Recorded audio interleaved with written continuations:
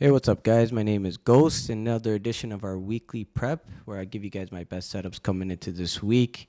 It's been a few weeks since we've done one of these, so I decided I wanted to come back and give you guys some heaters. I've been working on a lot of different things in the last few weeks. Hopefully, I'll be able to share with you guys in the next few weeks coming up. But going into the setups for this week, looking at the first ticker, SPY ETF. We're going to be going over the favorite upside setup and the favorite downside setup. Right now, we're in between some hourly levels. We broke above the previous daily all-time high level at that 526.09. So coming into this week for the downside setup, we did get this nice strong buying candle coming into the end of the last session. So I'm not going to be looking for shorts until we break back below there, or if we do break above and then come back to retest these areas. That's the area I'll look for shorts up here. But right now where we're sitting, I'm only going to be looking for shorts once we get below 527.32 into a previous all-time high retest bounce area. So like I showed you guys on my previous videos, when we do break all-time highs, coming back to retest that daily level is also a very high probability setup to take that bounce to flip that area of supply into support. So the other setup I'm looking for, the upside, is once we get back above 530.8, I am looking to see us break above there, hold above on the 5-minute, and then take this into probably a new all-time high level. So that's all I got for SPY. Let's get into the next ticker. So going into our next ticker, we're going to be looking at this QQQ NASDAQ ETF. And as always, I show you guys I use these tickers, NQ and QQQ, for confluence. I usually trade SPX. So I always want to see what NQ and QQQ is doing just to have that extra confluence.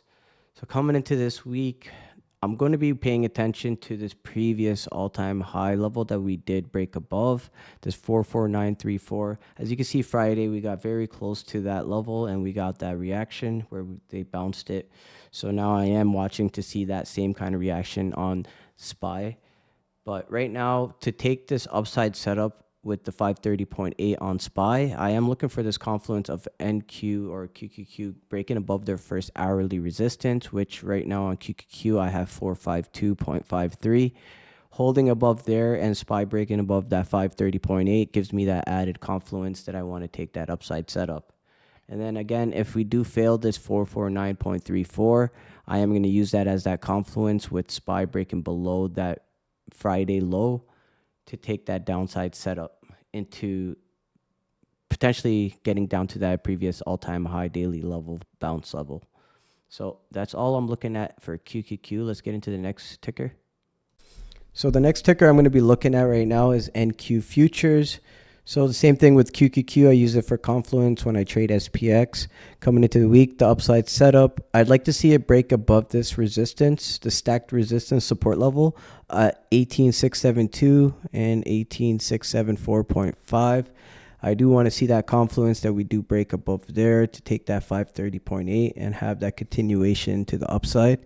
If we do get towards that 530.8 level on SPY and NQ is just about to hit this resistance area, I will wait for NQ to clear, even if 530.8 breaks above. And then for the downside, breaking below this daily level 18628.5, I am looking to take that short setup on SPY. So that's the levels I'm going to be watching for NQ for this week. Let's get into the last ticker. So the last ticker we're going to be looking at is ES Futures. So this is my stronger confluence ticker that I use when I trade SPY or SPX, I mean. So I do want to make sure I have the right levels, and I only use key levels to take entries off of ES. So right now, coming into this week, breaking above 53.49, I am going long, taking calls on SPX. That is the main setup I am looking for. The next setup for the downside, breaking back below this gap up right now for futures could give a good opportunity to arb this whole move down, but I do want to see us breaking back below 5312 with the confluence on SPY breaking below that level, that 527 Friday low. So that is the downside setup below 5312, and then 5349. I will be watching that coming into this week.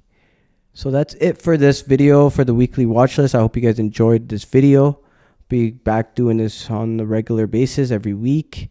I appreciate you guys. Hope you guys make a lot of money coming into this week. Peace.